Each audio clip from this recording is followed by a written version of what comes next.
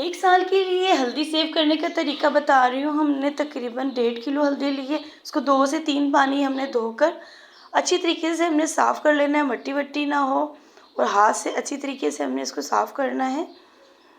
जहाँ पे मट्टी लगी हुई हो वहाँ से हमने अच्छी तरीके से साफ़ कर लेना है, और थोड़ा-सा काट भी लेना है। जहाँ पे मट्टी नहीं उतरती तो छुरी की मदद से आप काट भी सकते हैं।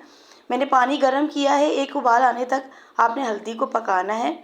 जैसे ही 1 उबाल आ जाए तो आपने सारी हल्दी बीच में से रिमूव कर देनी है। फिर गरम-गरम ही, हल्की-हल्की गरम ही आपने हल्दी हाथ से कट कर लेनी है। हाथ पे ग्लव्स पहन लें क्योंकि हल्दी का कलर नहीं छूटता। मैंने धूप में तकरीबन 5 दिन सुखाई है, फैलाकर कपड़े के ऊपर। तो धूप में ही आपने सुखानी है। उसके बाद मैंने मिक्सी में डालकर इसको हमने बिल्कुल पाउडर बना लेना है।